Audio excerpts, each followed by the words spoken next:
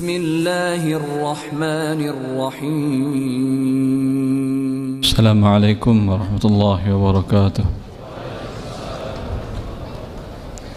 Alhamdulillah rabbil alamin wa bihi nasta'in wa nusalli wa nusallim wa nubarik ala nabiyyina Muhammadin wa ala alihi wa sahbihi wa man ihtada bihadihi wa istanna bisunnatihi ila yaumiddin wa ba'd. Ikhwani wa akhwati fillah, tema yang akan kita bahas pada pertemuan hari ini masih merupakan bagian dari buku Harta Haram Memalukan Kontemporer, cuman kita lengkap tidak ikut dari awal karena banyak pertanyaan dan permintaan dari kaum muslimin tentang permasalahan e-commerce atau e-commerce bahasa kita apa ya?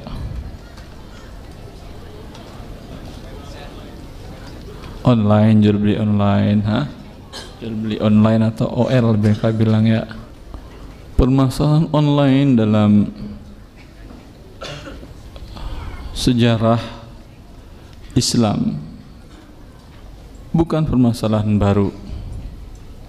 Yaitu hakikatnya adalah dua orang yang berada di jarak yang sangat jauh, ya, dua orang yang berada sangat jauh yang tidak memungkinkan untuk melangsungkan komunikasi langsung.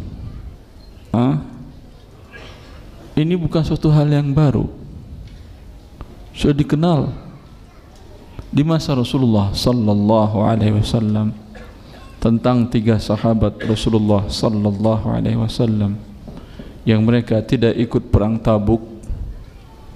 Kemudian selama 50 hari mereka dikucilkan dari para sahabat yang lain, dan sampai pun Rasulullah sallallahu alaihi wasallam tidak mau menjawab salam mereka ketika menyampaikan salam kepada Rasulullah. Sangat membingungkan mereka. Ka'ab bin Malik, salah seorang di antara mereka, beliau menceritakan selama 50 hari akhirnya Allah subhanahu wa ta'ala menurunkan ayat menerima pertaubatan mereka. Wa 'ala thalathati alladhina khullifu hatta idza daqat 'alaihimul ardu bima rahabat wa daqat 'alaihim anfusuhum. Tentang tiga orang yang tidak ikut perang Tabuk. Di hari ke-50 Allah terima taubat mereka. Maka kata Ka'ab bin Malik, pada hari ke-50 saya tidak tahan menghadapi hajar atau isolasi namanya apa? Tidak ada bukan diskriminasi, dia dijauhkan dari istrinya, pun dipisahkan dari dia, isolasi kan ya. Tidak tahan menghadapi isolasi ini sampai dia naik ke atap rumahnya ketinggian dan ingin menjatuhkan dirinya. Di waktu itu para sahabat ketika mendengar ayat itu turun yang menyatakan pertaubatan mereka bertiga ini diterima oleh Allah, Ka'ab bin Malik, Hilal bin Umayyah, Allah menerima pertobatan mereka. Para sahabat, teman-teman mereka yang lain berlomba-lomba untuk menyampaikan kabar gembira ini kepada para sahabat yang tiga ini. Kan mereka juga merasa terenyuh, kasihan. 50 hari seluruh sahabat dilarang berbicara dengan tiga sahabat ini. Sampai istri mereka pun sendiri tidak boleh berbicara pun tidak boleh. Enak hidup di dunia ketika itu. Maka ada di antara mereka yang mengejar kudanya sekencang mungkin untuk menyampaikan berita ini. Lalu tapi ada satu orang yang naik ke puncak ketinggian dan mengatakan, wahai Ka'ab, sesungguhnya Allah telah menerima pertaubatanmu. Kata Ka'ab, suara lebih dahulu daripada kuda. Online atau tidak itu? Online atau tidak? Masya Allah. Online ya akhi. Dengan suara. Dan di masa Umar bin Khattab radhiyallahu taala an, ketika beliau menaklukkan Qadisiyah, perang menaklukkan, itu perang panjang melawan imperium besar di masa itu, imperium Persia, yang merupakan kejayaan dan kebanggaan negara Iran sekarang. Mereka imperium besar sekali. 1000 tahun api yang mereka sembah itu tidak pernah padam. Itu menunjukkan mereka besar atau kecil. Punya dana besar mereka untuk menyalakan api selama 1000 tahun. Agama Majus. Maka penaklukan imperium ini dimulai dari pinggiran kekuasaan mereka. Di salah satu perang, Umar langsung menyaksikan dari tempat duduknya seperti ini, umpamanya beliau duduk dan para sahabat beliau melihat berkitar sekitar beliau. Di depan mata beliau kelihatan tampak oleh beliau dengan jelas berlangsungnya peperangan live. Live ya akhi. Live nampak di mata beliau. Dari mana tahu ini kita live? Beliau nampak seperti itu ketika pasukan dia terdesak, maka beliau mengatakan, berteriak dari kota Madinah, jarak sekitar 2000 kilo lebih antara Persia dengan kota Madinah. Beliau mengatakan 2000 kilo Jakarta kemana itu? Sulawesi? Lebih. Surabaya ke Arab Saudi itu 9000 kilo kalau pesawat. Jadi 2000 kilo sampai kemana sudah itu? Singapura nggak ada 90 kilo ya. Ujung Jawa ke Jawa cuma 1000 kilo palingan ya. Lebih. Anggap sampai ke Jaya. Nampak oleh beliau mengatakan dengan lantang dari Madinah, Al-Jabal ya Sariyah, Al-Jabal, Al-Jabal. Wahai pasukan, kalian terdesak, mundur teratur daerah, naik ke gunung, sehingga mereka tidak bisa menyerang kalian lagi, dan kalian mempersiapkan kekuatan baru dari atas gunung. Didengar oleh semua para sahabat yang ikut dalam perang tersebut, dan mereka mundur teratur ke gunung mendengar perintah dari Umar bin Khattab yang menyaksikan langsung pertandingan perang dari kota Madinah. Lalu ketika pasukan ini sampai ke Madinah, dan dengan demikian mereka berhasil menang, memukul mundur musuh di waktu itu. Qadarullah, kalau bukanlah ucapan Umar, taktik ini mungkin sesuatu terjadi lain. Sampai di Madinah, Umar mengatakan, alhamdulillah Allah memberikan kemenangan kepada kita. Para pasukan yang ikut, panglima-panglima itu mengatakan, kami mendengar suara engkau langsung wahai Umar. Kata Umar, saya melihat langsung, dan Allah menyampaikan kepada kalian suara saya dalam jarak 2000 kilo. Online atau tidak? Alhamdulillah, sudah lama online itu, tidak ada yang baru. Tayyib. Cuman masalahnya mereka bukan buat dagang. Mereka untuk menyampaikan pertaubatan, menyelamatkan manusia dari kesyirikan, bukan untuk dagang. Maka ini online sekarang dibukakan oleh Allah, pintu online kemanapun pun bisa, ke ujung dunia. Yang berapa jarak ujung dunia itu? Berapa kilo jaraknya? Berapa? Kira-kira berapa kilo? Anggap 20.000 kilo, 30.000 kilo. Bisa nggak Anda sampaikan syariat Allah kepada mereka? Bisa. Dari rumah Anda yang ukurannya paling 3 kali 5, sampai syariat Allah kepada mereka. Bisa. Menjadi kewajiban Anda ya akhi. Jangan buat bisnis saja. Jangan buat dagang aja. Ya, jual sepatu, jual tas boleh, tidak ada masalah. Bagian dari rezeki Allah. Dan Allah pun memuji dan menyamakan antara orang yang melakukan perjalanan bisnis dengan perjalanan jihad, disamakan oleh Allah. Allah mengatakan dalam surat akhir surat Al-Muzammil, wa akharun yatribuna fil ardi yabtaghuna min fadlillah wa akharuna yuqatiluna fi sabilillah. Kata Allah, sebagian manusia ada yang berpindah dari suatu kota ke kota yang lain, melakukan perjalanan untuk mencari rezeki Allah. Ngapain dia berarti? Dagang, bawa barang dari kota A ke kota B, dijualan untung. Dan sebagian lagi ada yang berpindah dari satu kota ke kota yang lain, melakukan perjalanan jauh untuk berjihad fi sabilillah. Masya Allah. Sekarang online tadi gunakan buat dua-duanya, ya. Karena mungkin ada beberapa komunitas, ada beberapa individu tidak terjangkau oleh dia, mungkin nggak kenal mana kajian yang benar, ya, mana kajian sesuai dengan Quran dan hadis. Anda kenal orangnya dengan berbagai cara, kesempatan bagi Anda.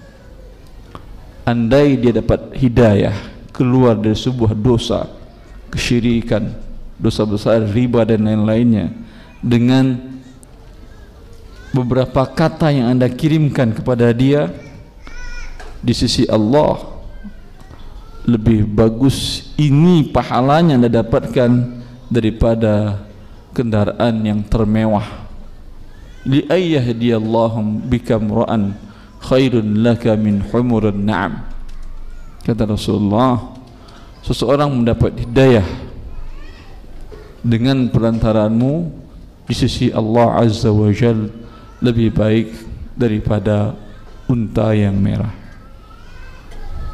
Ya, baik. Kalau ingin juga berbisnis dalam hal ini, boleh, tidak ada masalah juga. Bukan kata diri Allah memuji orang yang melakukan perjalanan untuk berjihad dan bisnis. Dua-duanya dipuji oleh Allah Azza wa Jalla.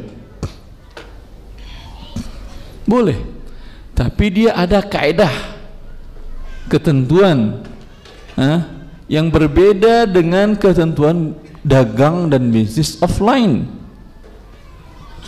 Faham? Paham itu?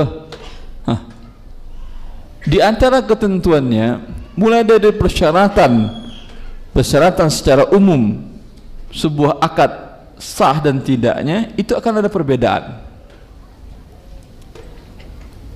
Masih ingat syarat rukun dan syarat jual beli atau sebuah akad? Masih ingat apa aja syaratnya? Ada yang bisa jawab? Dapat pahala dari Allah, silakan. Yang bisa jawab? Hadiah saya nggak bisa janjiin, saya nggak bawa buku, cuma satu sih. Pahala dari Allah, Allah ya Bang. Ada akidain, ada dua orang berakad. Kalau untuk online tadi, ada nggak si penjualan pembeli? Ada atau tidak? Baru dia chatting dengan Anda, barang belum dikirim, ternyata dia meninggal. Masih ada dia? Atau pada saat chatting dia meninggal, pada saat online dia meninggal? Ada atau tidak? Mungkin ada, mungkin tidak, karena tidak kelihatan oleh Anda. 24 jam kan bisa melakukan transaksi bisnis online kan ya? Ada orang yang bisa dagang 24 jam, matanya melek terus. Pasar mana ini? Tunjukkan ke saya 24 jam ada tukang jaganya. Tapi di online bisa. Dia punya sistem, tinggal klik langsung jadi transaksi. Orangnya pada waktu itu ada atau tidak? Mungkin dia lagi tidur, mungkin dia lagi di luar kota segala macam, tapi bisa transaksi. Iya atau tidak? Ini perbedaannya satu.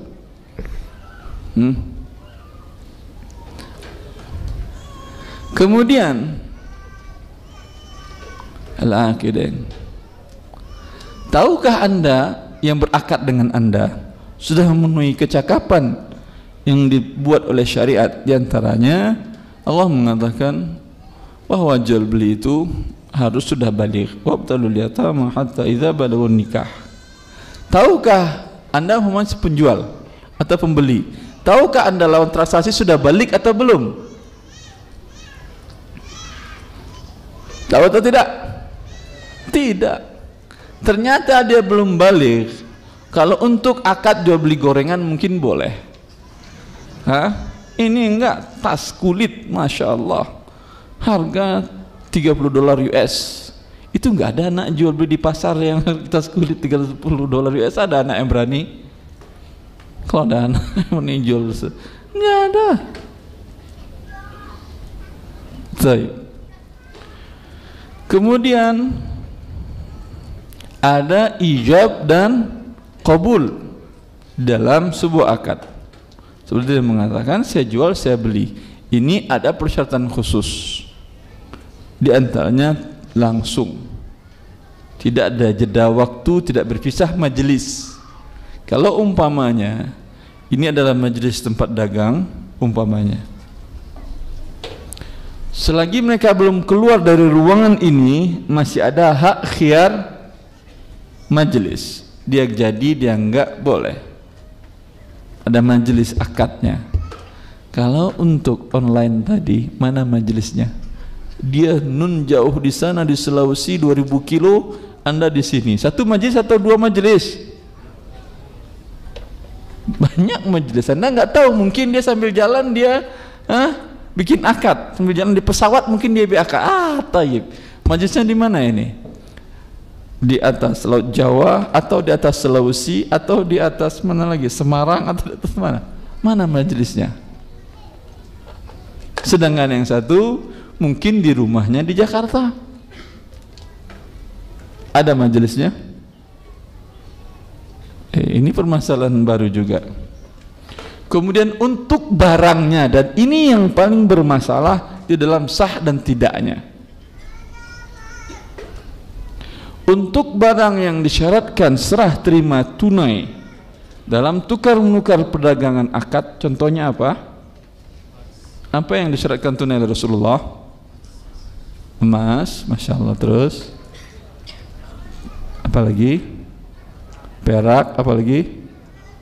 Garam, Masya Allah, garam, betul. Gandum dengan dua bentuknya, syair dan bur. Satu lagi apa?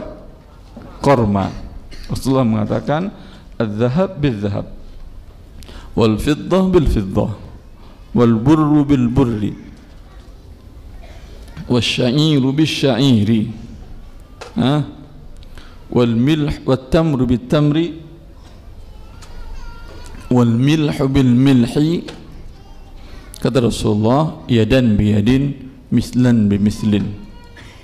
Fa idza ikhtalafat hadhihi al-asnafu fabi'u kaifa syi'tum idza kana yadan biyadin." Untuk 6 komoditi dan seluruh komoditi yang bisa dikiaskan dengan ini, ada syarat khusus. Rasulullah mengatakan tukar emas dengan emas. Syaratnya 2. Pertama, yadan biyadin. Ini emas kamu, sini saya terima langsung di sini. Emas saya terima emas kamu, saya serahkan sekarang langsung di sini. Nggak boleh dia keluar dulu. Kalau keluar dulu tidak tunai namanya dan terjadi riba. Syarat yang kedua harus sama. Yang menjadi masalah di online, bisa nggak tukar emas dengan emas langsung? Bisa. Masuk dia ke dalam gelombang elektromagnetik itu, emasnya sampai ke rumahnya. Masuk lagi gelombang sampai gitu. Mungkin nanti bisa, wallahu alam. Yang sekarang tidak ada. Kecuali ada khadam ente, jin yang bawain sana jin. Tapi nggak bisa juga dalam waktu yang sama. Siapa tahu jinnya di tengah jalan, masih di jalan Gatot Subroto, ente sudah keluar dari rumah, bisa majelis. Faham? Ini tidak bisa dengan online. Dikiaskan dengan ini, itu sama, sejenis. Berbeda jenis tapi satu illat. Emas dan perak, illatnya adalah mata uang atau alat tukar. itu juga harus tunai walaupun tidak harus sama berat dan nominalnya. Maka mata uang sekarang disamakan dengan itu. Untuk mata uang bisa enggak online? Jawab. Bisa? Bisa, Masya Allah, betul. Contoh, Anda berangkat pergi umrah, Masya Allah, Allah berikan rezeki Anda berkaruniai. Semoga Allah memberikan kita semuanya kesempatan untuk melakukan ibadah ini, ya. Menjawab perintah Allah dan panggilan Nabi Ibrahim, muadzin fil nasi bil haji ya'tuka rijala wa ala kulli dhamir ya'tina min kulli fajjin amiq. Ketika Anda berangkat, berada di Madinah, sampai di Madinah, kartu ATM, kartu debit yang Anda bawa, ada tertulis visa di situ. Bisa digunakan di seluruh dunia ini, bisa. Anda pakai di salah satu anjungan ATM yang ada, anggap namanya Bank Ar-Rajihi, Bank Islam di sana. Anda gesek, tekan angka. Yang keluar apa? Rupiah atau rial? Uang Anda apa tadi? Rupiah atau rial? Yang keluar sekarang apa? Iya, betul. Kalau keluar rupiah takut Anda, Masya Allah ada rupiah. Ini dari mana rupiahnya? Jangan-jangan palsu segala macam. Alhamdulillah yang keluar real. Ini tukar rupiah tabungan Anda dengan real yang dikeluarkan oleh anjungan ATM Bank Rajihi tadi, tunai atau tidak? Buktinya apa tunai? Betul tunai. Buktinya cek langsung, rekening rupiah Anda akan berkurang senilai kurs dengan real yang Anda tarik. Iya atau tidak? Alhamdulillah bisa tunai. Tapi kalau emas tadi tidak bisa. Paham ini? Tidak bisa jual beli emas dengan cara online. Ya, mata uang yang lain boleh, Masya Allah.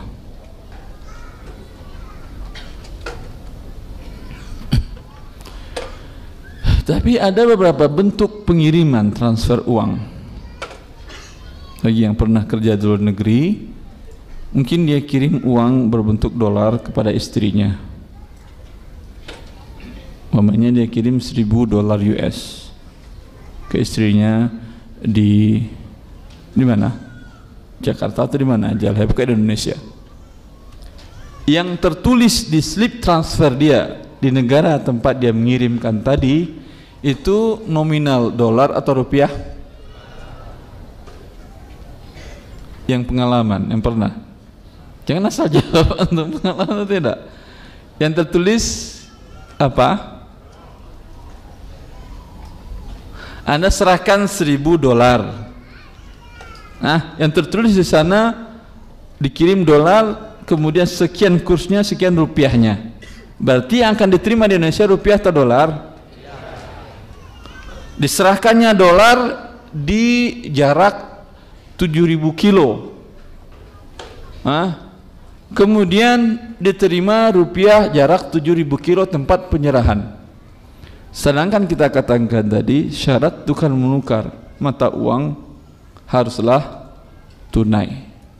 Ini sekarang tunai atau tidak?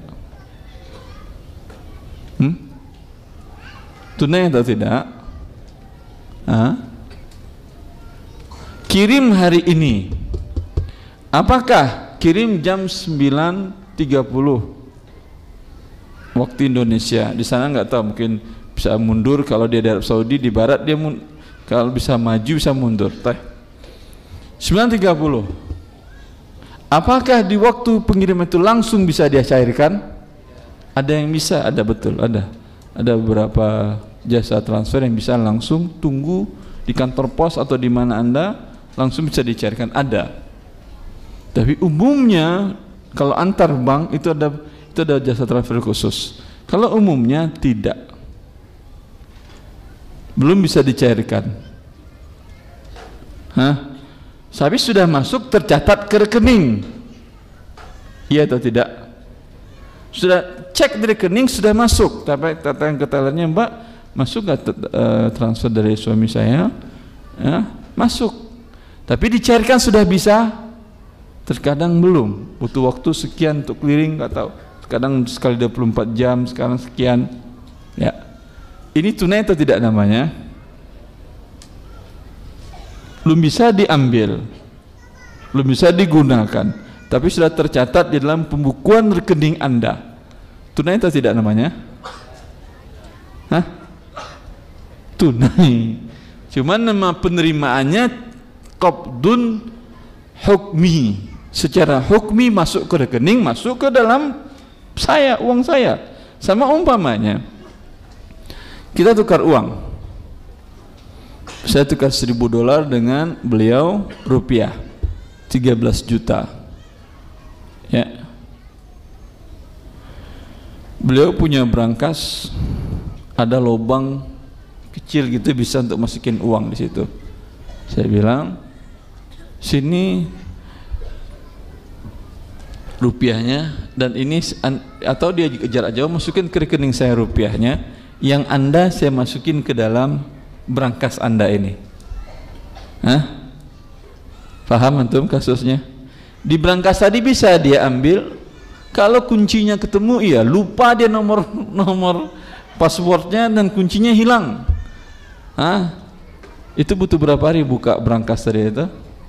Wallahu a'lam, mungkin sehari 2 hari cari dulu segala macam. Belum, sudah bisa dipakai uangnya? Belum, tapi sudah masuk ke pemilikan dia? Sudah. Tunai atau tidak? Sama dengan yang tadi. Jelas atau tidak? Masya Allah. Ini untuk komoditi al-mabi', objek yang diperjualbelikan tadi. Untuk 6 komoditi ini ada syarat khusus tadi, tunai dan tidak tunainya.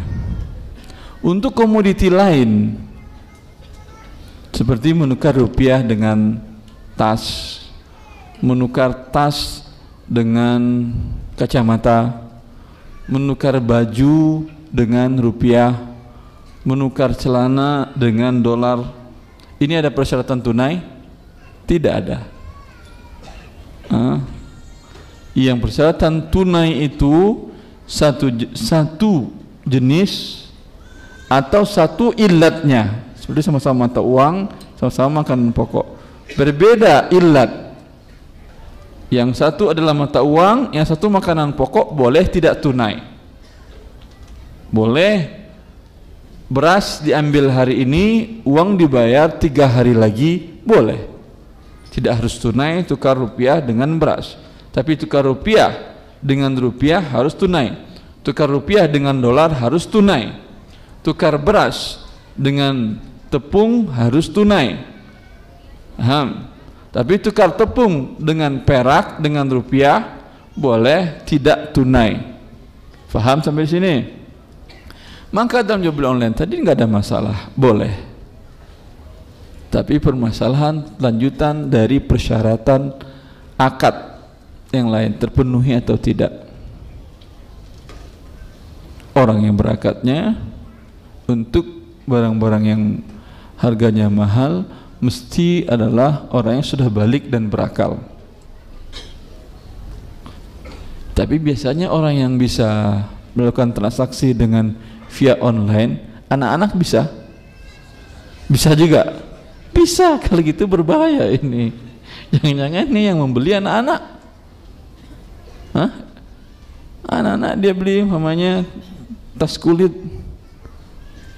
atau jaket kulit beli anak-anak. Tapi kan antum tahu ini ukurannya anak-anak ini. Tapi perlu nggak Anda bertanya kepada dia, atau buat di dalam term of conditionnya umur berapa, begitu kan ya? Tapi kan bisa dia tinggal klik aja, tulisnya umur 25, padahal umurnya cuman baru 7,5 tahun atau 5,5 tahun. Bisa atau tidak? Bisa. Wah, terlalu repot Ustaz. Kalau gitu setiap nanti umur Anda berapa semuanya enggak ada masalah. Pada dasarnya akad tadi boleh, kecuali ternyata dia anak kecil, apa boleh buat? Akad tidak sah. Kemudian konsekuensi dari akad tidak sah, uang kepemilikan menjadi tidak halal di tangan Anda, uang imbalan barang tersebut. Hanya itu saja. Dan jumlah biasanya persentase dari anak yang melakukan transaksi online berapa persen? Sampai 10%. Anak yang belum balik yang melakukan transaksi online sampai 10%. Oh, tapi bermasalah game, biasanya anak-anak doyan game kan ya? Ini berbahaya nih game ini. Kalau transaksi game itu umumnya anak-anak atau orang tua yang main game? Dua-duanya, orang tua juga main game. Subhanallah. Ini orang tua ya nggak bahagia waktu kecilnya ya akhi. Waktu kecil bahagia main di sawah itu lebih bahagia daripada main game. Subhanallah. Ya. Umumnya anak-anak. Tetapi kalau harga anak-anak nggak ada masalah juga. Bukankah anak-anak setiap hari jajan Anda berikan di sekolah? Ya. Maka kalau Anda ingin jual game juga, pertama game yang berguna, bermanfaat bagi yang melakukannya. Ya, bukan sekedar game pukul mati kemudian. Ini berbahaya, nanti anak kaum muslimin dipukulnya andeknya, dipukulnya ayam, dipukulnya ini. Subhanallah. Baik. Kalau untuk harga yang bagi anak-anak tahu dia harganya, insya Allah nggak ada masalah. Baik. Kemudian mengenai si penjualnya ini, dan ini yang biasanya sering digunakan dan agak repot untuk meyakinkannya. Di antara syarat menjual barang berdasarkan hadis Hakim bin Hizam, ketika Rasulullah ditanya oleh beliau, "Ya Rasulullah, inni abi washtari, fama yahillu li wa ma yahrumu alayya." Wahai Rasulullah, hadis riwayat Bukhari dan Muslim. Saya profesinya dagang ya Rasulullah. Saya beli barang lalu saya jual. Saya jual barang kemudian saya beli lagi dari barang yang lain, saya jual lagi. Mohon jelaskan apa yang halal dan apa yang haram dalam profesi saya ini. Kata Rasulullah, "Ya bna akhi, la tabi' ma laysa indak." Wahai anak saudaraku, jangan kau jual barang yang belum engkau miliki. Di online biasanya ambil gambar dari sini atau foto, taruh di website, dijual. Foto dari toko orang, ini kayaknya bagus, taruh di website. Begitu atau tidak umumnya? Jarang-jarang yang mengerti akan makna hadis Hakim bin Hizam tadi. Kata Rasul, jangan kau jual barang yang belum kau miliki. Ini dia pedagang ini. Pedagang, anggap dia maunya pedagang sembako. Stok yang ada di gudang dia umpamanya sekitar tinggal lagi 50 kilo. Orang ini datang beli, ingin beli 1 kuintal. Yang milik dia baru berapa? 50 kilo. Ya 50 kilo lagi milik dia atau tidak? Tidak. Dia telepon suppliernya, "Pak, ada 50 kilo di gudang Bapak?" "Ada." "Pak, ini ada beli, saya beli dari Bapak ya." Baru dia telepon, "Iya, saya jual," kata dia. "Pak, saya transfer sekarang uangnya." Transfer uangnya ke si suppliernya tadi. Sudah menjadi dia barang tersebut? Belum. Ada lagi persyaratan yang kedua, yaitu diterima barang. Karena hadis yang tadi, la tabi' ma laysa indak, jangan jual barang belum jadi milikmu. Dalam hadis yang lain, la tabi'hu hatta taqbidahu. Wahai Hakim bin Hizam, jangan engkau jual barang yang telah engkau beli tapi belum diterima. Permasalahannya permasalahan risiko. Bila pedagang tidak ada risiko sama dengan riba. Ini dikatakan oleh Ibn Abbas ketika kenapa dilarang menjual barang yang sudah dibeli. Tadi kan sudah telepon, sudah akad, sudah transfer malah kan ya, tapi barang masih di tangan pedagang. Kata Ibn Abbas, itu yang terjadi uang dengan uang, barang masih tangan pedagang, supplier. Mana uang dengan uang? Baru dia transfer uang ke pedagang, umpamanya ditransfernya 5 juta, kemudian diambil uang dari si pembeli berapa? 4 juta. Rugi dia berarti dagang. Berapa? Anggap 6 juta. Untung dia berapa? 1 juta. Yang terjadi apa? Tukar uang 5 dengan 6. Barang masih di tangan si supplier. Ini yang terjadi, ya, tukar menukar uang, riba namanya. Dan ini yang terjadi di bursa yang dikatakan oleh para ulama riba dan judi. Jual beli di pusat bursa komoditi berpindah 100 tangan, 1000 tangan, 1 juta tangan, beli jual, naik, jual lagi, beli, naik, jual, murah, beli, naik, jual, naik, barang entah di mana. Sehingga ketika barang dieksekusi, ini harga sudah tinggi, barang eksekusi tidak ada hasilnya. Ini yang menghancurkan ekonomi pada 2009, namakan dengan bubble. Gelembung angkanya, tapi ketika eksekusi tidak ada barangnya. Barangnya tidak sampai segitu harganya. Ini kata para ulama dengan judi dan riba tadi. Ini yang paling sering terjadi di jual beli online. Anda tidak tahu dia punya barang atau tidak.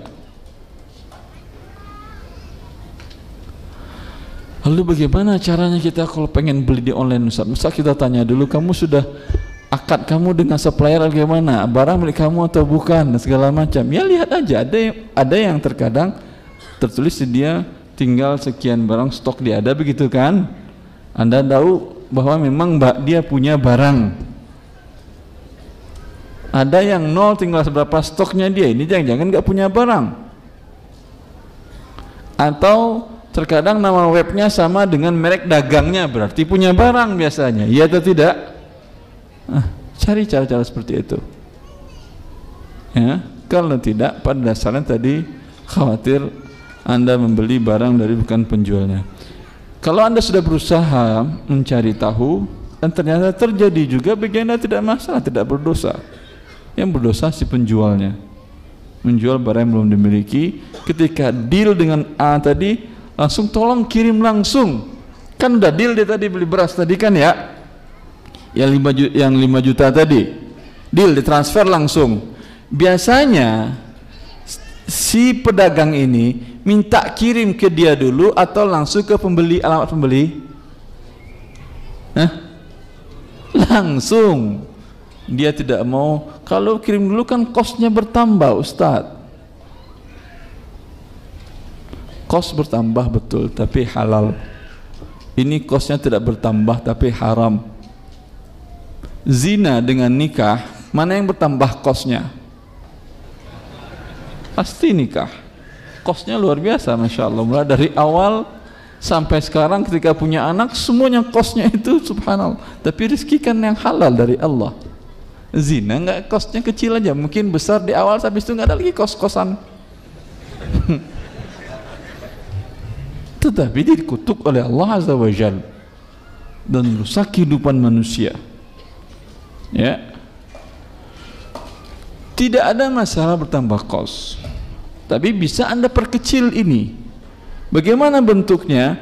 Bilang ke toko beras tadi, tunggu dulu supplier, jangan kirim dulu, akan saya utus orang saya datang ke toko Anda untuk serah terima. Nanti dari sana setelah serah terima, tanda terima dan naikkan barang ke truk, tolong Anda kirimkan ke alamat si fulan. Paham? Berarti jual belinya kapan? Setelah barang serah terima. Ini solusi, Masya Allah. Oh, itu kan dekat, Ustaz. Ini hikmahnya kenapa Islam melarang ini. Tadi saya katakan menghindari riba dan menghindari risiko. Karena dalam kasus ini reseller ini risikonya tidak ada. Kalau umpamanya langsung main kirim saja. Ada salah seorang kaum muslimin pernah bertanya kepada saya, Masya Allah. Dia bertanya tentang orang tuanya sudah meninggal, tapi orang tuanya pernah membuat transaksi dagang dengan supplier material bangunan. Di salah satu kota dia beli di kotanya, kemudian minta kirim ke tempat dia, ke desanya dia, ke tokonya. Qadarullah, kata dia, truk yang berisi material yang dibelinya itu masuk jurang, barangnya hancur, truknya hancur, orangnya pun meninggal. Ya. Kata dia, Ustaz, apakah ibu saya, karena itu ibunya belum dikirim, ibunya belum bayar. Apakah ibu saya terhutang, Ustaz? Kalau memang ya terhutang, saya bayarin, gak ada masalah, kata anaknya. Kan sudah akad kan ya? Hah? Saya katakan, apakah truk sopir itu orangnya ibu Anda atau orangnya si penjual? Kan bisa jadi dikirimnya truk untuk biaya lebih murah segala macam, negonya silahkan saya jual harga sekian tapi ambil di tempat, kan bisa ada gitu kan ya. Kalau saya ngirimin harganya sekian, kan biaya cas lagi, kan dia pikir-pikir. Kata dia truk dan sopirnya itu milik si penjual, Ustaz. Kalau gitu orang tua Anda terbebas dari hutang. Kenapa? Belum serah terima. Kalau belum serah terima, berarti tidak ada risiko di pembeli, kan belum jadi milik dia. Ini milik masih si penjual, risiko masih di penjual. Faham? Oleh karena risiko masih si penjual, karena itu Islam mengharamkan si pembeli ini untuk menjual kembali. Karena biasanya kalau sudah telepon tadi, sudah ditransfer, tapi belum serah terima, itu risiko kan masih milik si penjual. Kebakaran gudangnya tetap dia harus kamu kirim lagi karena barang belum saya terima, sedangkan dia sudah jual lagi. Untung tanpa risiko dalam Islam tidak boleh. Ini orang akal bulus namanya ini. Dalam Islam seimbang antara risiko dengan keuntungan. Dan ini dalam kehidupan kita sehari seperti ini. Semakin besar risikonya, semakin besar untungnya. Juga kalau rugi, semakin besar ruginya. Yang sering saya gambarkan, mana besar risiko pedagang dengan pegawai? Mana besar risikonya dalam cari rezeki? Pedagang. Seminggu dia dagang, buka toko, tiap hari masuk bersih-bersihin, belum tentu ada yang beli. Kalau pegawai, seminggu dia gak masuk, akhir bulan terima gaji atau tidak? Risikonya besar apa kecil? Karena itu gajinya kecil. Yang pedagang tadi risikonya besar, tapi 3 minggu yang belakangan tadi keuntungannya mungkin 10 kali lipat dari gaji yang risiko kecil. Allah Maha Adil. Terserah Anda mau pengen yang besar, risiko besar. Tidak, belum udah tidak. Allah barik fikum. Cukuplah saya kira ya, sudah 40 menit penyampaian. Silahkan kalau ada pertanyaan.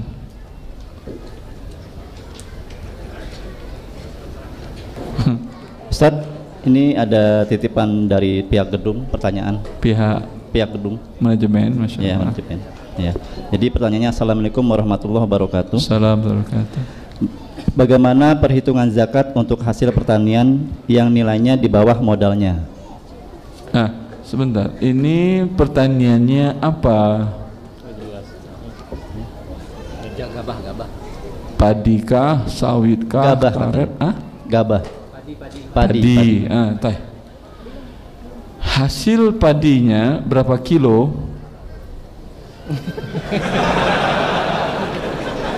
Kalau di atas satu nisab, yaitu 300 sok. 300 sok.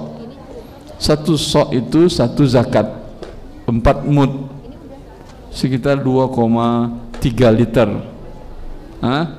Kalau dikonversikan dengan berat mungkin bisa 2,5 kilo, 2,6 kilo, tergantung basah kepadatannya dan basah dan tidaknya. Berarti kalau umpamanya 2,5 dikali 300, 750 kilo. Paham? Walaupun rugi tetap bayar zakat. Artinya 750 kilo biaya. Kalau dijual umpamanya dapat uang sekitar 30 juta. Tapi biaya operasionalnya karena umpamanya tak ada hujan, air dibeli segala macam, modal bisa dijual cuma 30 juta, modal 40 juta. Paham? Wajib dizakatkan atau tidak? Iya, wajib. Karena ini sampai nisab dan sudah panen. Begitu juga dengan dagang. Harta perniagaan, barang yang dijual belikannya dengan uang cash ketika memulai dagang itu sampai nisab sekitar umumnya 200 juta. Paham? Di akhir tahun, setelah di akhir tahun Qamariyah, dihitung lagi barangnya tadi dan uang yang ada. Dari 100 juta tadi tinggal lagi umpama 50 juta, masih ada zakat. 50 juta itu kan lebih dari 85 gram emas, lebih senisab. Ada zakat? Iya ada. Tapi dari yang 50 bukan dari yang 100. 2,5% dari 50 kan kecil. Paling 1,2,5 juta. Bukan dari 100 juta dikeluarkan. Jelas? Sampaikan kepada yang bertanya nanti wabillahi taufik. Dan insya Allah jangan khawatir Anda. Wah, ini saya rugi, mah kena zakat lagi. Kalau tidak Anda bayar, rugi selama-lamanya Anda. Rugi dunia dan rugi akhirat. Kalau Anda bayar, Allah akan tumbuhkan zakat Anda, perdagangan Anda. Ma naqasa malun min sadaqah. Kata Rasulullah, tidak ada harta berkurang dengan disedekahkan. Dan ini real. Bukti dan kenyataan. Orang yang bersuka bersedekah, rezekinya dibukakan Allah dari berbagai pintu jalan dan tidak akan miskin dia. Dahulu waktu kuliah di Arab Saudi ada seorang kaya raya di sana yang punya bank Islam di situ. Zakatnya untuk mahasiswa saja sekitar 1.250.000 real. Berapa miliar itu? 4 miliar. Itu yang buat mahasiswa aja, belum yang lainnya. Jadi miskin dia? Enggak, jadi makin kaya dia. Itu buat zakatnya 3 miliar dia keluarkan untuk mahasiswa saja, mahasiswa asing yang kuliah di situ. Belum lagi yang untuk yang lain-lainnya. Dulu waktu terjadi gempa di Aceh, kalau tidak salah dia kirim sekitar 150 miliar hibah, bukan pinjaman. Hibah bukan pinjaman. Kalau negara-negara lain biasanya pinjaman dan berbunga riba. Itu bukan bantuan. Allah mengatakan itu kehancuran. Assalamualaikum warahmatullahi wabarakatuh. Waalaikumsalam warahmatullahi wabarakatuh. Ustadz, profesi saya arsitek dan juga pemborong. Masya Allah. Kebetulan saya ada beberapa arsitek dan sekalian Gus punya developer gitu. Iya. Developer juga tadi. Iya. Dan saya suka mendapatkan pekerjaan seperti bangun salon gitu, Ustadz. Suka apa? Dapat proyek salon, bikin salon untuk kecantikan kayak gitu, Ustadz. Nah, kira-kira itu hasil yang didapat haram atau halal, Ustadz? Bentar. Desain dan bangunnya, Ustadz. Bangun rumah salon kecantikan. Iya. Rumah salon kecantikan ini maksiat atau bukan mak salon? Kalau di negara, beda-beda negara kali ya. Setahu saya di Arab Saudi biasa perempuan datang ke salon, laki-laki datang ke salon, bahkan ya asal tidak ada maksiat di sana tidak ada masalah. Salonnya salon umum, Ustaz. Sebentar, salon Indonesia secara umum apa saja yang dilakukan di situ? Potong rambut boleh. Mewarnai rambut. Terus mewarnai rambut boleh, bukankah bapaknya Abu Bakar, Abu Quhafah rambutnya diwarnai jadi warna katam, warna agak kuning kemerah-merahan? Boleh. Tidak apa-apa, Ustaz ya? Hah? Yang itu boleh, ada lagi yang enggak boleh? Tidak, selama ini sih yang boleh potong alis. Nah. Kemudian apa lagi? Alis mana? Ini apa ini? Bulu mata. Larang. Alis. Ini diharamkan. Kemudian kikir gigi, mutafallijat. Kalau kikir gigi ada di salon nggak ada kan ya? Ada. Ada salon? Tidak ada kan ya? Ada. Ya. Bila ini kalau paling sekitar 5% yang haram, 90%-nya halal. Hukum asalnya adalah lil ghalib. Bagi yang mayoritas boleh insyaallah taala. Ustaz, Allah barik. Jazakallahu Ustaz. Allah salam. Satu ibu langsung. Ya, assalamualaikum warahmatullahi wabarakatuh. Pertanyaannya, apakah GoPay termasuk dalam riba? Karena kita harus top up seperti pulsa namun mendapatkan diskon. Kemudian bagaimana hukumnya untuk uang elektronik seperti e-money yang kartu flash dan sebagainya? Syukran. Allah barik fiik. Ini sempat ramai ya di medsos kan ya. Masya Allah. Dan sudah saya jelaskan rinciannya di buku Harta Haram Amal Kontemporer cetakan ke-15 tentang hal ini. Permasalahannya bukan GoPay-nya haram, e-money haram, tidak. Tapi bila ada tindakan dari salah satu pihak yang melanggar syariat Allah, ketika itu ini menjadi haram transaksinya. Jelas itu? Bukan ATM haram, kartu kredit haram, tidak. Tapi ketika ada persyaratan-persyaratan dalam kartu itu yang melanggar syariat Allah, maka dalam transaksi itu menjadi haram. Bila tidak mungkin dipisahkan sama sekali, pasti akan ada, berarti haram dia sama sekali. Mutlak haram. Faham ini? Kembali kita ke permasalahan GoPay. Ya. GoPay tadi kan Anda deposit uang. Ya atau tidak? Deposit uang ini artinya apa? Akadnya apa? Meminjamkan, bukan beli jasa dia. Karena belum ada transaksi jasa, baru ngirimkan uang. Ketika masuk ke rekening perusahaan GoPay tadi, sudah bisa nggak dia gunakan uangnya? Itu dia akad pinjaman, bukan akad jual beli jasa. Kalau jual beli jasa seperti pulsa, tidak deposit namanya, langsung dibayar pulsa. Atau Anda beli tiket pesawat 3 bulan sebelum berangkat, deposit namanya, atau beli tiket namanya, tidak deposit namanya. Bisakah Anda minta program deposit ke salah satu penerbangan, maskapai penerbangan di Indonesia, umpamanya maskapai yang terkenal Garuda, saya sering kerja ke antar pulau segala macam, atau ada bisnis segala macam. Khawatir saya nanti pada waktunya rekening saya kosong. Saya deposit di Anda umpamanya 10 juta. Dia bilang, Bapak beli tiket kemana? Belum ada, beli nanti. Pegang 10 juta. Besok saya beli tiket umpamanya ke A, kota A, berkurang uang saya. Besok saya beli kota B, berkurang uang saya. Bisa nggak di Garuda? Bisa atau tidak? Tidak bisa, karena tidak ada deposit dia. Kalau yang di GoPay bisa atau tidak? Dan itu memang yang diinginkan. Karena semakin banyak orang deposit, uang semakin banyak bisa diputar, dapat modal.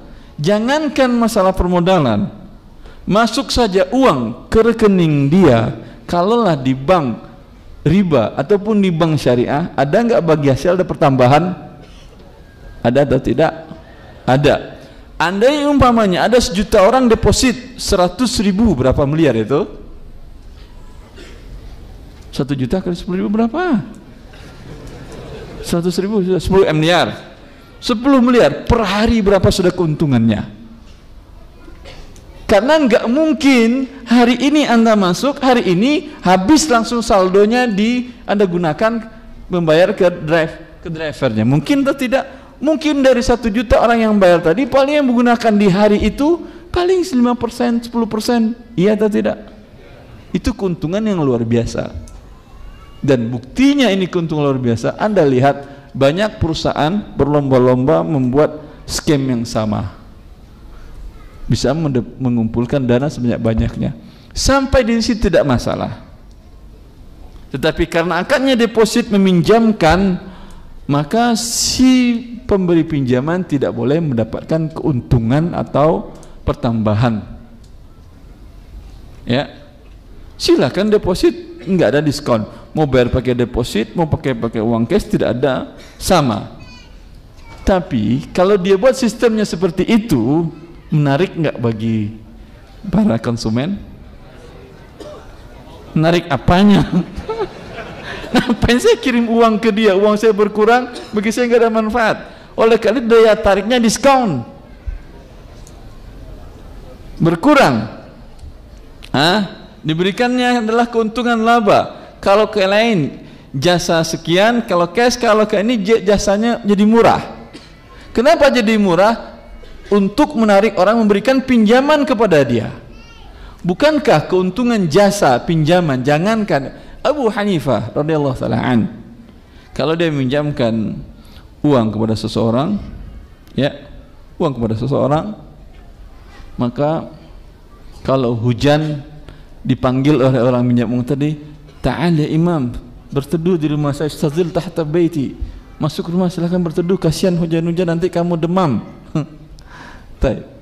Beliau tidak pernah mau, khawatir itu manfaat dari pertambahan dari uangnya.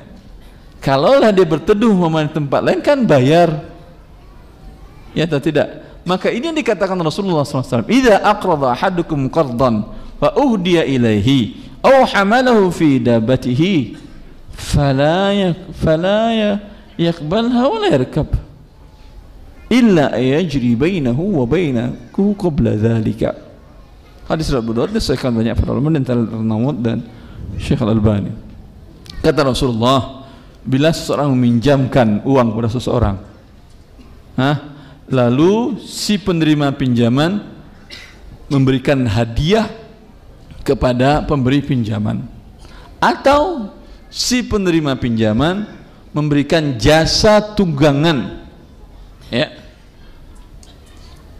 kata Rasulullah, jangan terima hadiahnya dan jangan mau naiki tunggangannya. Tetangga A dan B, A butuh uang 10 juta, lalu dia pinjam kepada B, dipinjamkan oleh B. Selama ini A tidak pernah berikan hadiah makanan apapun kepada si B. Semenjak pinjaman, Masya Allah, pagi hari lontong dikirim, pecel, siang hari nasi bungkus Padang dikirim, malam hari sate dikirim. Ini sate, apalagi ini lontong, nasi Padang, riba semuanya ini. Karena sebelumnya tidak pernah ada. Kenapa? Nanti ketika dia bayar 10 juta, bukan 10 juta dia bayar, 10 juta ditambah hadiah. Selama ini hitung berapa hadiahnya. Andai hadiah itu dihitung, diakumulasikan namanya angkanya 500.000, berarti dia bayar 10 juta 500.000. Itulah dia ribanya. Sampai Rasulullah mengatakan kalau ditawarkan tunggangan, jangan kau naiki, kata Rasulullah. Kebetulan dia satu kantor, si A dan si B bertetangga tadi. Sebelum pinjaman ini nggak pernah si A itu nawarin, ayo bareng aja daripada naik 2 kendaraan, nggak pernah.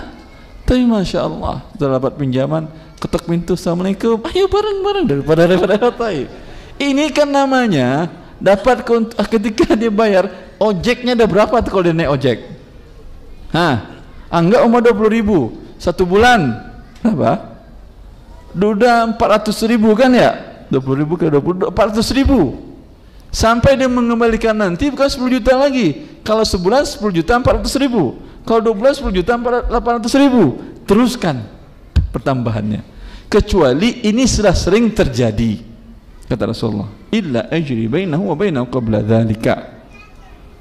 Sebelum pinjaman ini tetangga berdua ini Masya Allah, satu kantor, sering ketemu, assalamualaikum, ayo be bareng, daripada 2 mobil, daripada 2 kendaraan. Begitu juga kadang ada hadiah, beri makanan, beri segala macam. Ketika ada pinjaman tetap berjalan, ini bukan karena pinjaman dan bukan riba namanya, emang hadiah. Paham ini? Untuk GoPay tadi gimana? Pernah Anda dapat diskon tanpa deposit tadi? Pernah? Tidak ada. Maka ini adalah riba. Begitu juga ketika Anda bayar dengan kartu, umpamanya salah satu toko retail kan Anda mengeluarkan kartu A, kartu B, bayar deposit uang di situ, ada kan ya? Ada nggak penawaran mereka ketika Anda membeli barang mereka, Pak mau bayar cash atau pakai kartu? Kalau pakai kartu e-money ada diskon, pernah nggak? Sama, nggak ada bedanya, sama ribanya. Ketika Anda cash pakai uang, harganya biasa 100.000. Ketika Anda pakai kartu yang meminjamkan uang kepada dia sebelumnya, harga 90.000. Berarti Anda pinjamkan kepada dia sekian, ada pertambahan 10.000 dari dia. Yang nggak meminjamkan dia nggak ada pertambahan. Riba atau tidak? Alhamdulillah. Begitu juga kartu tol yang bayar uang di depan. Kalau Anda pakai kartu tol, kan minjamin uang ke dia kan ya, walaupun ke sesuatu bank tapi atas nama rekening dia, milik dia. Pernah nggak ada program promosi dan lain-lainnya? Kalau pakai kartu ada potongan, kalau tidak pakai kartu harga biasa. Pernah? Kalau pernah ada ribanya jangan. Yang jelas ketika beda harganya, apakah dia kartunya haram? Tidak, berguna sekali. Tapi ketika ada penawaran riba, jangan pakai. Paham? Ketika penawaran dari toko retail tadi, Pak, kalau pakai cash sekian, kalau pakai kartu yang deposit tadi lebih murah. Dia bilang, saya nggak mau pakai riba, nih cash. Paham antum?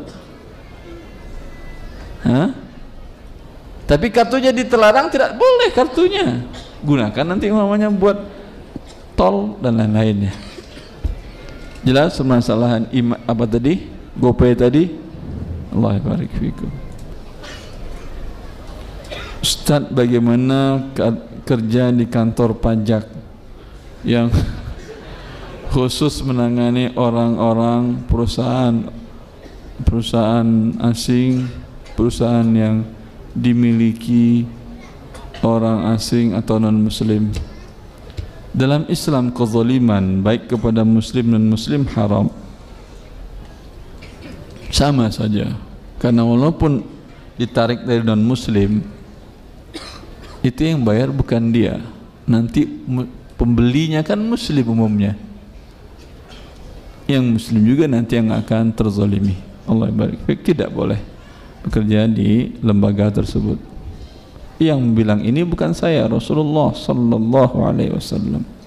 Beliau mengatakan, la yadkhulul jannata sahibu maksin, tidak akan masuk surga penarik pajak. Silahkan nomor 2 yang pakai mic. Assalamualaikum warahmatullahi wabarakatuh. Salam warahmatullahi wabarakatuh. Ustaz, jadi teman Ana dia punya usaha dagang baju celana.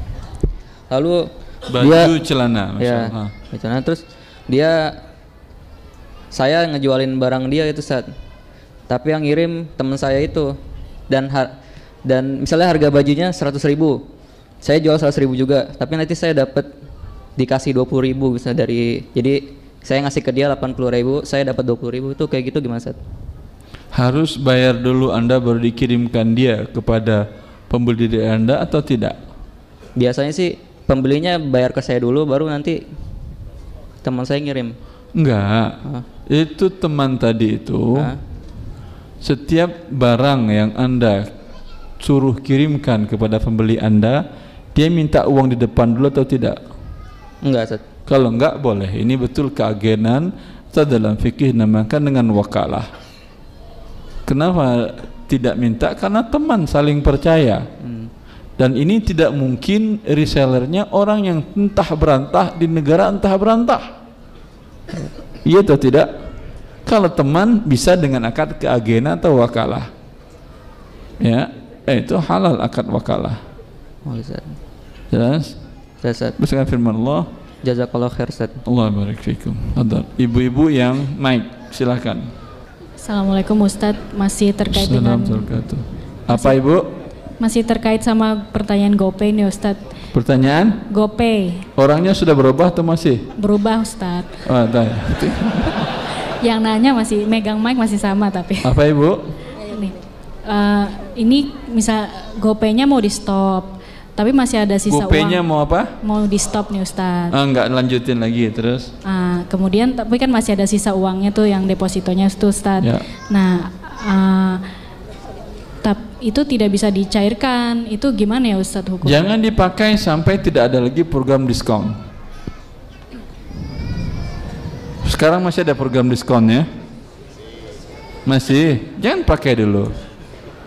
Pendam dulu aja. Suatu saat atau jual bisa dijual itu. Bisa. Kalau nggak bisa sabar aja dulu. Tak jelas Ibu? Baik. Sekarang dari kertas.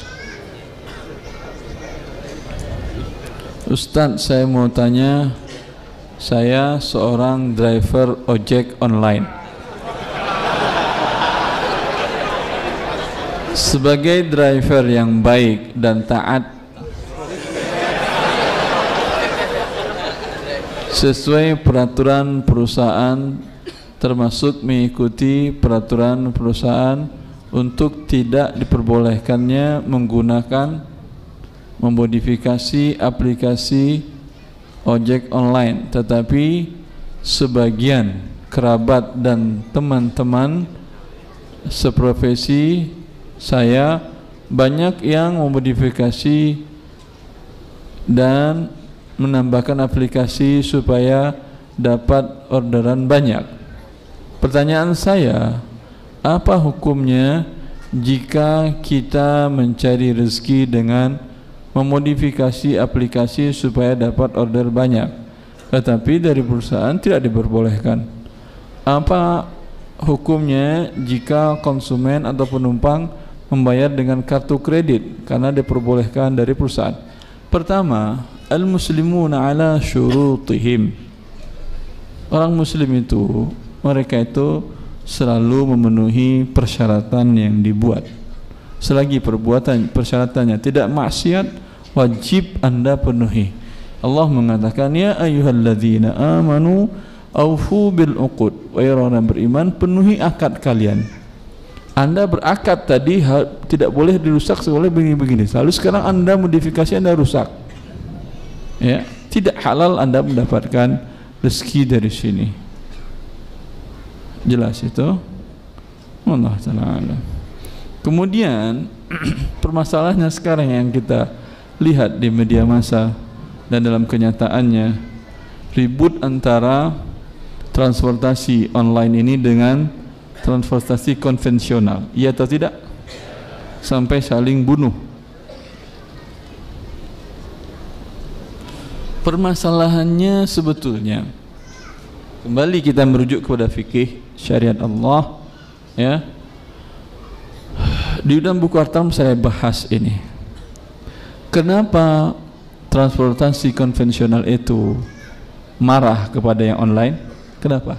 Apakah karena aplikasinya atau karena harganya murah? Harga murah. Pertanyaannya, secara syariat Allah, boleh nggak kita jual barang atau jual jasa murah di bawah harga standar? Nggak boleh. Gratis boleh nggak gratis? Gratis. Astagfirullah. Umpamanya, si A, masya Allah, ada pengusaha yang kaya di Arab Saudi itu setiap hari Jumat silahkan kaum muslimin yang mau makan siang di rumah beliau, di rumahnya yang punya bank Islam tadi itu gratis. Terkadang dia makan Jumat bareng kaum muslimin, ada yang kaya, ada yang miskin, ada yang teman, ada tetangga dan entah dari mana datang aja makan. Kadang sampai 300 orang, 400 orang gratis. Boleh nggak ini? Itu nggak ada rumah makan yang demo, nggak ada. Kamu gara-gara gratis orang nggak belanja lagi ke kita, nggak ada. Hai. Maka pada dasarnya menjual harga di atas harga pasar pembahasannya lain. Sekarang menjual barang dan jasa di bawah harga pasar boleh atau tidak, atau memberikan diskon.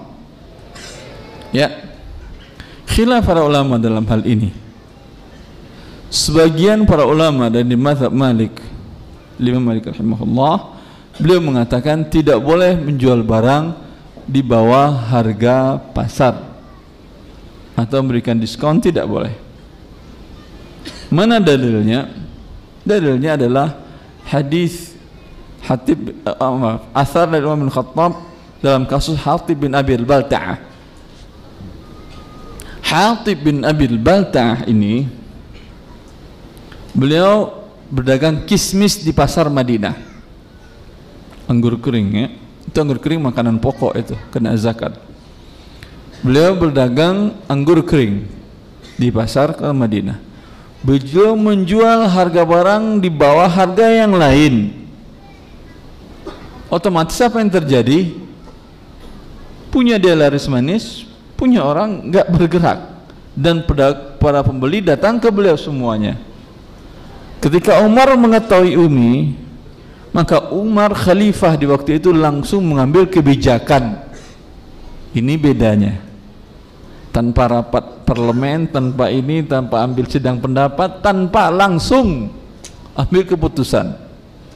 Begitu berjalan kemaslahatan kaum muslimin. Rapat sebulan 2 bulan nggak selesai, orang sudah saling bunuh. Nanti ketika hasil rapat jadi udah pada mati rakyatnya. Mana tadi lagi keputusan A, orang udah pada mati, nggak ada lagi interpretasi. Cepat Umar datang dan mendatangi Hatib bin Balta'ah sambil marah, bawa tongkat, belum mengatakan, maaf ini bersiar, sambil tongkat belum mengatakan, irfa' atau tarfa'in sukina, naikin harga kamu, kalau enggak kamu naik, angkat kakimu dari pasar ini, jangan jualan. Oh subhanallah, karena Umar melihat tindakan dia ini merugikan pedagang yang lain. Cepat dia ambil tindakan, karena kalau tidak mungkin nanti datang pedagang lain lagi bawa kismis di bawah harga dia lagi, bawah harga dia lagi.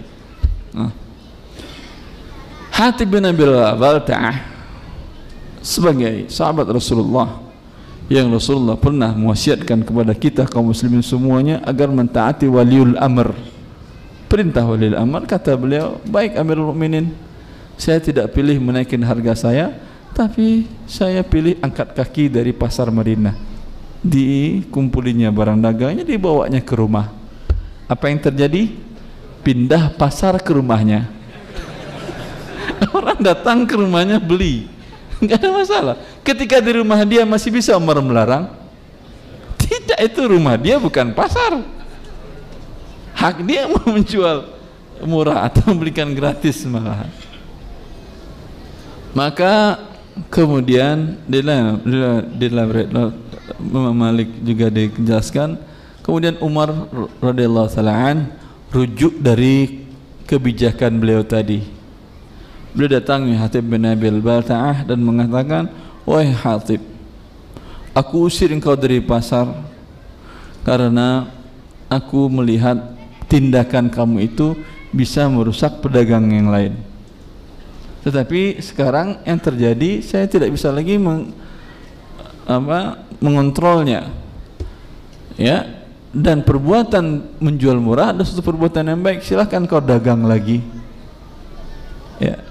Maka dalam hal ini pendapat yang terkuat pendapat jumhur para ulama, boleh jual barang di bawah harga pasar, karena memang membawa dampak kepada para pedagang, kerugian bagi bagian pedagang, barangnya lambat lakunya, tapi menguntungkan pembeli. Pembeli itu adalah rakyat banyak. Mana banyak pembeli dan pedagang? Pastinya pembeli. Dalam kaidah syariat, yutahammal ad-dararul khas lidaf'i ad-dararil am. Sekarang ada kalau harga pasar yang dapat mudarat, harga tinggi dapat mudarat siapa? Rakyat, jumlahnya banyak pembeli. Kalau harga murah, yang dapat manfaat keuntungan rakyat yang banyak tadi, kemudian sebagian kecil orang yaitu para pedagang mendapat mudarat. Dalam kaidah syariat, boleh melakukan mudarat, terkena sekelompok orang, tetapi menguntungkan banyak orang. Jelas? Itu pendapat Umar bin Khattab. Tetapi semua para ulama sepakat kalau diskon yang dibuat itu tujuannya adalah ingin menghancurkan pasar, memonopoli, ini hukumnya haram. Paham? Kalaulah Hatib bin Abi al-Balta'ah atau pedagang makanan pokok dan kebutuhan manusia, atau umpamanya pemilik SPBU yang mereka ini adalah bisa memonopoli, punya kekuatan besar, stok yang banyak, dan kemampuan untuk mematikan lawan. Cara dia untuk mematikan lawan atau para pesaing seperti tadi, dijual semurah-murahnya sehingga para pedagang tadi yang pedagang kecil gulung tikar. Ya atau tidak? Anda lihat. Kemudian setelah para pedagang itu gulung tikar, dia nggak masalah bagi dia rugi di awal. Rugi dia dari awal nggak ada masalah. Tetapi kemudian setelah orang gulung tikar, dia akan taruh harga semau-maunya dia untuk menutup kerugian yang tadi. Ini haram hukumnya, memberikan mudarat kepada kaum muslimin. Sebagaimana dia merugikan manusia, semoga Allah rugikan dia dunia akhirat. Tapi kalau tujuannya tadi ingin harga murah, dan ketika dia turunin harga, otomatis para pedagang tadi, atau dia tidak pedagang besar, pedagang biasa aja, dia jual harga murah nggak ada masalah, karena orang beli 5.000 orang, habis itu habis barangnya, kembali lagi barang lain normal, dia dapat pahala karena menjual lebih murah, sama dia bersedekah dengan sebagian dari harganya. Faham ini? Allah barik. Assalamualaikum warahmatullahi wabarakatuh. Assalamualaikum.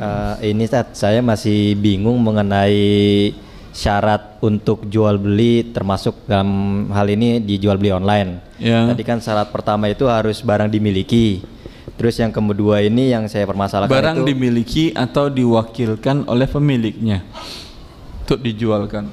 Tak, syarat wakil itu tidak ada bayar dulu baru dikirim barang, seperti yang kita jelaskan tadi. Terus yaitu yang saya masih pertanyakan itu mengenai tentang barang itu harus saya miliki dulu, itu bagaimana Anda dengan supplier kenal atau tidak? Enggak. Kalau enggak, mau enggak dia barang dikirim dulu, uang nanti? Tentu tidak, karena dia enggak kenal Anda. Berbeda dengan kasus yang tadi. Kalau kasus yang dia adalah temannya, bisa kan bayar nanti kan ya? Berarti kalau harus bayar di depan, akadnya Anda dengan dia jual beli, bukan keagenan. Kalau akadnya jual beli, berarti Anda menjual barang yang belum Anda beli, walaupun sudah dibeli belum diterima. Termasuk nggak dalam larangan hadis Hakim bin Hizam tadi? Kalau kasusnya itu seperti ini, misalnya gini, saya menjualkan barang seseorang di website gitu, contoh saya buatnya marketplace gitu. Nah orang tersebut misalnya barang, taruhlah beras itu harga 10.000 misalnya gitu. Kemudian di saya naikkan jadi 12.000. Tanpa barang tersebut saya terima dulu gitu di tanpa gudang saya. Terima dulu, langsung kirim ke pembeli. Nanti pembeli sistemnya bayar ke saya 12.000. Itu saya bagi hasil sama si penjual beras yang awal tadi, karena saya udah menjualkan ke konsumen, saya dapat 2.000, si penjual dapat 10.000. Begitu Tat. Uang nanti setelah barang dikirim dulu. Uang dahulu baru nanti kirim barang. Itu dia permasalahannya. Kalau uang dulu barang nanti setelah barang dikirim, berarti Anda terima uang dari pembeli Anda, ya atau tidak? Iya. Ya. Jumlahnya umpamanya 11 juta umpama, lalu Anda kirim ke si pemilik barang 10.500.000 karena harga barang dia 10 juta. Iya. Ya atau tidak? Iya. Barang di mana baru tempatnya sekarang, posisi barang di si supplier penjual, tidak ada yang bergerak. Berarti Anda bukan jual barang. Terima uang 11 juta di sini, kasih 10.500.000, dapat 500.000. Tukar uang dengan uang, ya atau tidak? Iya. Iya, itu namanya riba. Iya kan, tukar uang dengan uang bukan barang. Jadi seharusnya barang saya kirimkan dulu gitu Tat, baru dia transfer. Atau bagaimana itu? Solusinya Tat. Kalau saya kirim dulu kan nanti banyak solusinya. Pertama, kalau orangnya kenal, selesai urusannya dengan yang tadi. Udah kirimin barang dulu, uang nanti. Ini bisa juga Anda beritahu kepada dia, bisa nggak saya bikin scam seperti ini? Uang nanti. Kemudian barang kirimin dulu. Paling dia mengatakan saya nggak kenal kamu, nggak masalah, saya akan deposit uang di tangan Anda. Kalau saya nggak bayar, potong dari situ. Sekarang mau nggak dia jadi keagenan? Bukan bayar ya, kalau bayar nggak boleh lagi karena gabung beberapa akad. Ya, tapi kalau bayar, kamu bisa jadi reseller saya, tapi harus bayar kos, bayar apa? Bayar uang keagenan. Tidak ada uang keagenan. Tapi deposit uang, ternyata saya tidak, ini silahkan atau rekening bersama. Pada saat saya ini ambil penutupnya. Nggak mau juga dia, kalau nggak mau juga dia, memang harus Anda ketika datang penawaran, Anda bilang ke dia sebentar dulu ya, jangan okein. Artinya tulis di form bahwa ketika dia mengatakan setuju, akad belum terjadi mengikat, baru akad pemesanan janji membeli dan pun saya janji menjual. Jelas? Jelas, Tat. Gunakan itu untuk barang yang belum ada stoknya di tangan Anda atau bukan dengan akad keagenan. Setelah itu Anda buat, dia mengatakan setuju, Anda cek barangnya, telepon, ada Pak? Ada. Jelas? Pak saya beli ya, ya udah. Uang sekarang menanti, kata udah kapan-kapan aja, uang nggak masalah. Atau uang nanti sekarang kirim. Tapi yang penting Anda utus kurir Anda untuk terima barang. Setelah diterima, bilang ke kurir, nanti kalau barang sudah kamu terima, kalau jumlahnya besar banget pakai kontainer, ya cukup dengan surat jalan dan segala macam menunjukkan sudah serah terima. Setelah terima dia barang sudah naik, atau umpamanya Anda kirim, orang Anda bawa truk Anda sendiri, naik ke truk Anda sudah terima, suruh sopir telepon, kalau barang sudah naik truk telepon saya ya, ditelepon ke Anda, telepon yang tadi Anda okein, sekarang baru akad kirimkan uang. Jelas? Jelas, Tat. Karena janji dia nggak jadi, ternyata saya nggak jadi udah dapat barangnya, rugi Anda? Rugi. Betul, rugi. Karena ada risiko, rugilah boleh dapat untung. Paham antum? Kalau yang tadi kan ada risiko rugi, untung saja. Itu dia namanya riba juga. Dalam Islam nggak boleh begitu. Iya, Tat. Ya, syukran Tat. Assalamualaikum. Allah barik fiik. Sakit kepala antum.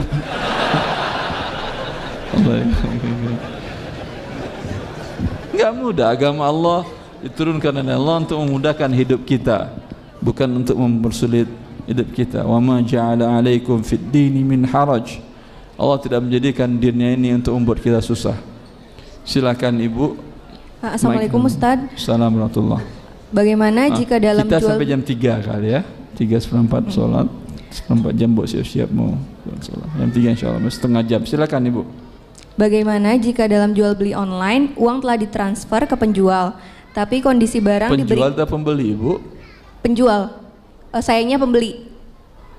Uang sudah transfer maksudnya? Iya, sudah ditransfer ke penjual. Ke penjual. Iya, ke penjual. Tapi kondisi penjual. Tapi kondisi barang yang diberikan itu nyicil, misalnya saya beli 100 kodi, tapi yang udah ditransfer uangnya sebanyak 100 kodi, tapi dikirim ke saya baru 50 kodi. 50 kodinya nanti minggu depan gitu karena belum diproduksi lagi. Itu bagaimana hukumnya Ustadz? Harganya sama atau lebih murah? Sama. Tapi dikirim barangnya nyicil. Boleh, tapi Ibu rugi.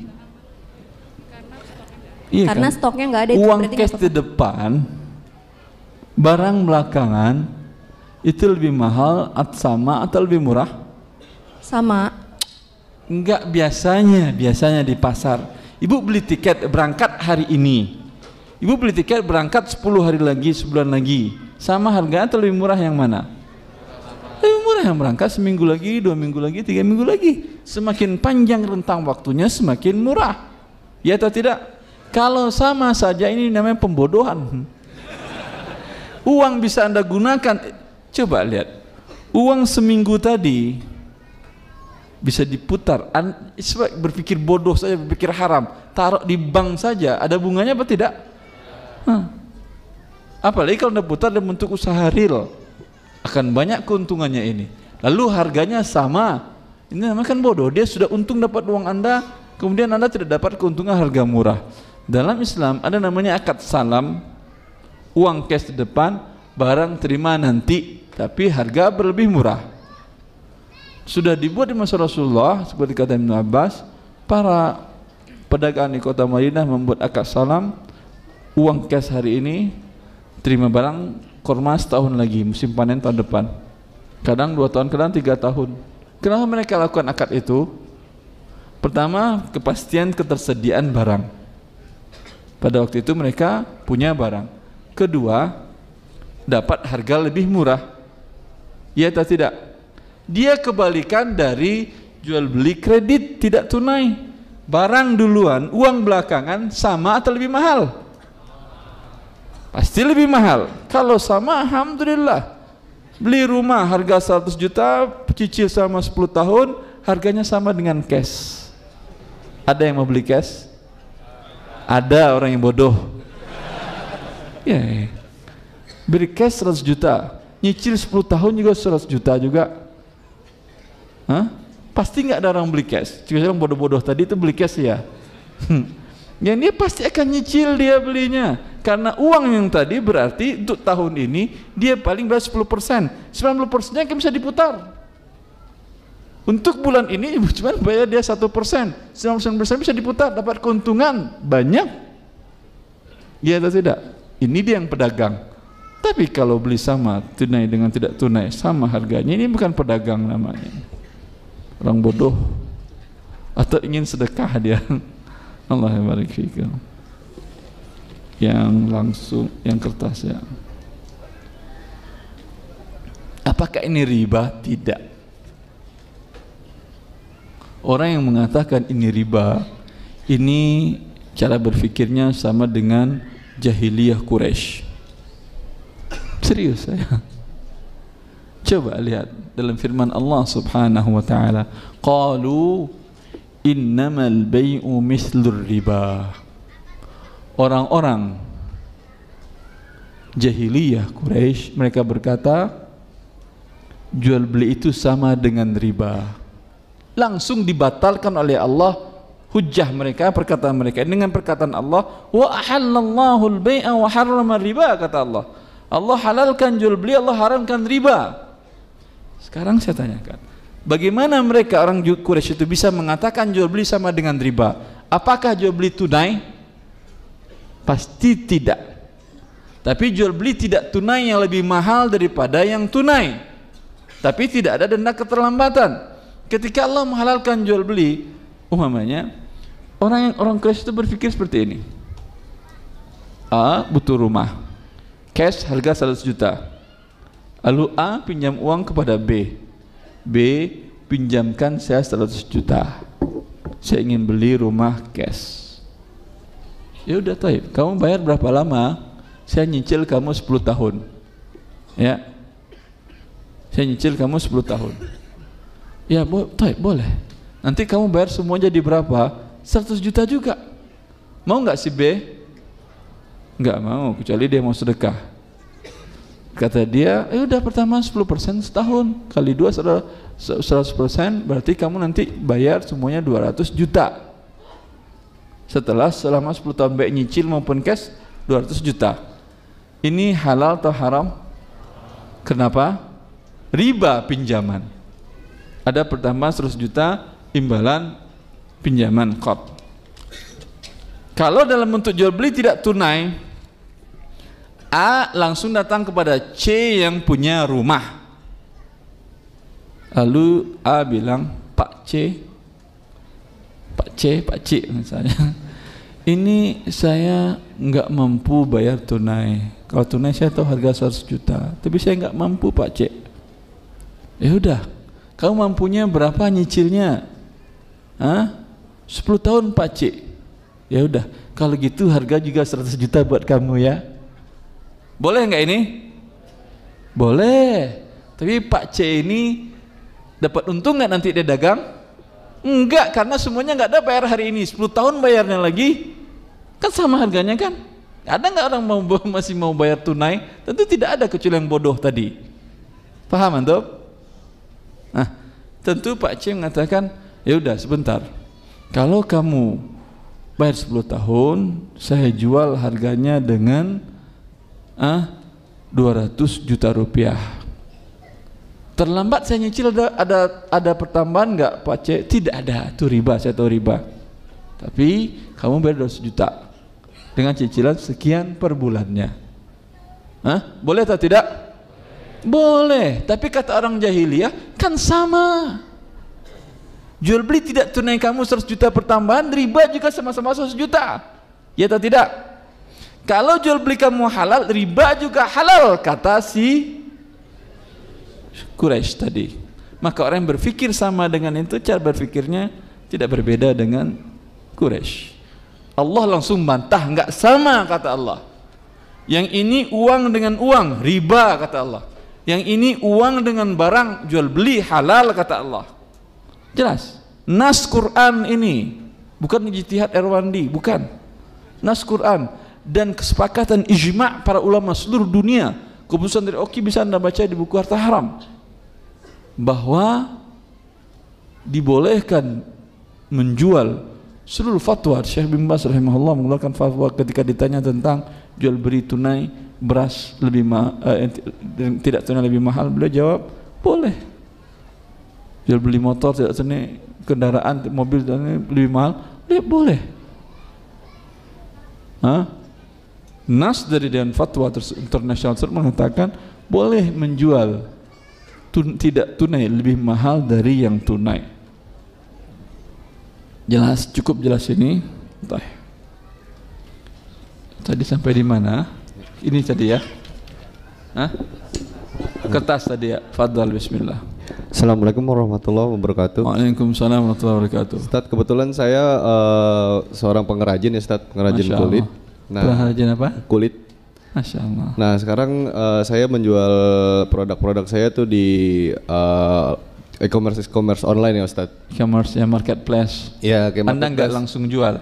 Saya langsung jual Ustadz. Bukalapak gitu, Tokopedia. Anda langsung jual tapi menggunakan menggunakan jasa itu. Jaksa iklan melalui mereka. Betul Ustadz. Uang Anda tertahan. Oh ya, uang saya itu tertahan di saldo mereka Ustadz. Mereka berapa hari? Itu bisa kita langsung ambil sih Ustadz sebenarnya. Jadi misalnya kalau ada barang terjual, hari ini terjual gitu ya, malam itu bisa saya langsung ambil gitu, saya langsung withdraw. Nah, bisa langsung withdraw. Saat Anda sampai barang, bisa langsung terima uang pada saat itu? Bisa Ustadz. Terima uang lebih dulu juga bisa? Terima uang lebih dulu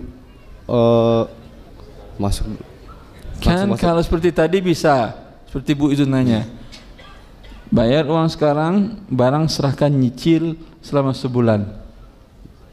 Oh, nggak bisa Ustadz. Nggak bisa? Nggak bisa. Jadi harus ada konfirmasi terima barang dulu dari si pembeli, baru uang itu masuk ke saya Ustadz. Ditahan uang Anda oleh dia? Iya betul Ustadz. Kalau uang itu jumlahnya 1 triliun, berapa bunganya buat dia itu? Banyak Ustadz. Iya, kalau bunga per hari aja 0,1%, sudah 1 miliar. 0,1% 1000 ya, per 100 apa 1000 itu? Per 100 ya, 0,001 per 1000 dapat 1 miliar dia. Nahan sehari dapat 1 miliar dia. Dan dia berharap barang Anda nggak nyampai-nyampai. Sehingga uang di tangan dia terus. Hitunglah saudara. Jadi kata siapa gratis, jangan sombong Anda. Enak di situ gratis, kata siapa? Per hari bagi dia dapat sekian angkanya. Nah, itu oleh karena itu Anda membesarkan orang ini. Itu kalau dari saya tahu maksudnya adalah ini agar karena mereka sudah dipercaya orang, begitu kan ya? Iya. Ya kan ya? Betul. Berarti Anda tidak dipercaya orang. Dipercaya Ustaz. Sampaikan kepada calon konsumen Anda, saya muslim, taat kepada Allah, salat 5 waktu. selama ini tidak pernah syirik kepada Allah dan tidak pernah berbuat dosa besar, Muslim Salafi.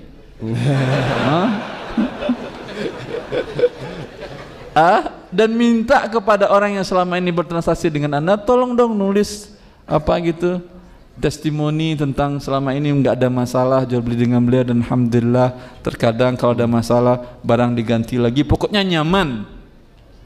Anda nanti bisa buka lapak baru Anda. Mati lapak-lapak yang sudah ada itu. Jelas antum? Jelas, Ustaz. Tapi itu kan itu dari sisi penjual, Ustaz. Kalau dari sisi pembelinya, kalau misalnya untuk membeli yang di e-commerce seperti itu gimana, Ustaz? Dia bukan beli ke yang marketplace kan ya? Dia kan beli dengan pemilik barang langsung kan ya? Iya betul. Iya boleh, nggak ada masalah. Cuman masalahnya sekarang adalah si penjualnya dibodohi. Yes, Ustaz. Boleh pembodohan Ustaz, boleh. Kalau mau dibodohi seikhlas mau diapain? Redo dia dibodohi, alhamdulillah. Ustaz, kalau saya jual langsung agak lambat penjualannya Ustaz gitu kan ya. Memang di awal, namanya usaha di awal seperti itu. Tapi ketika banyak para pembeli yang berikan testimoni yang baik, bukan testimoni bohong, karena iklan juga tidak boleh dengan cara bohong. Anda minta fulan terus bayar gitu, itu jadi bohong juga, nggak boleh. Ya, sekurang Ustaz. Allah barik fiik. Ibu-ibu silahkan yang langsung pakai mic. Assalamualaikum warahmatullahi wabarakatuh, Ustaz. Assalamualaikum warahmatullahi wabarakatuh, Ibu. Apa hukumnya beli saldo kartu busway di halte busway? Peraturan yang berlaku saat ini, isi saldo di halte busway kena charge 2.000. Misalnya kalau isinya kartunya 20.000, maka bayarnya 22.000. Apa? Kalau beli kartu busway itu kena charge 2.000 rupiah, Ustadz. Imbalan apa 2.000 rupiah ini? Administrasi pembuatan kartu. Setiap isi pulsa kartu setiap busway, top up diisi top up, dipotong dia 2.000. Iya. Dipotong, harus bayar. Harus dilebihin. Umpamanya Anda isi 100.000 saldo, bukan 100.000 bayarnya, tapi 102. Ya. Gitu. 2.000 lagi biaya administrasi. Administrasinya real atau tidak ini? Administrasi apa? Nggak tahu. Hah? Di banknya, bank pengen dapat uang di awal. Kalau begini orang nggak mau. Bank itu kalau Anda bawa uang ke dia bukan motong tapi ngasih bunga. Kalau dipotongnya real halal, tapi dia ngasih bunga riba. Yang riba itu dilakukannya. Kalau ini enggak, dipotong kan ya. Wallah ta'ala. Kalau imbalannya jelas, ya imbalannya jelas. Padahal dia diuntungkan dengan uang ini. Prepaid ini kan dia diuntungkan kan ya, dengan orang bayar di depan. Kan diuntungkan dia kan ya prepaid tadi kan ya, atas dasar apa? Dia tidak riba, akan tetapi si pengguna terzalimi. Kalau umpamanya pengguna merasa diuntungin dan merasa tidak masalah lah dizalimi 2.000, nggak masalah, ya itu jangan-jangan dipotong jajan anak karena ibu dipotong orang. Hari ini jajanmu dipotong juga 2.000. Allah barik fiik. Jelas. Ya, sekarang yang dari kertas. Bolehkah bekerja di Bursa Efek Indonesia sebagai IT? Deskripsi pekerjaan membantu dalam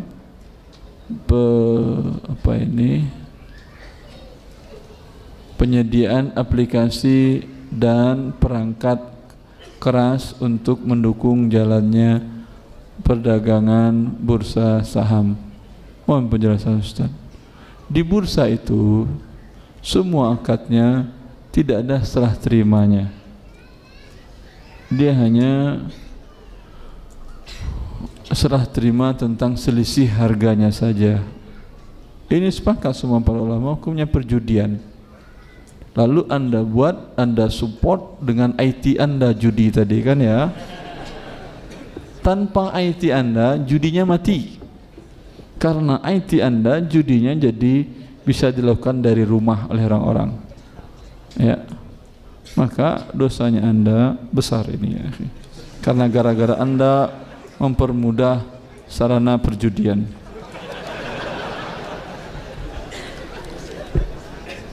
Fadhal yang langsung. Assalamualaikum Ustadz. Assalamualaikum warahmatullahi. Jadi Ustadz, kalau sebelum daftar universitas itu kan ada biaya pendaftaran, misalnya 250.000 uang administrasi. Terus kalau misalnya kita nggak tahu dulu nih untuk apa uang sebesar itu 250.000. Ya ada.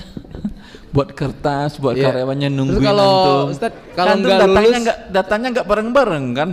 Walaupun bareng-bareng gaji terima orang tuh berapa bayarnya itu?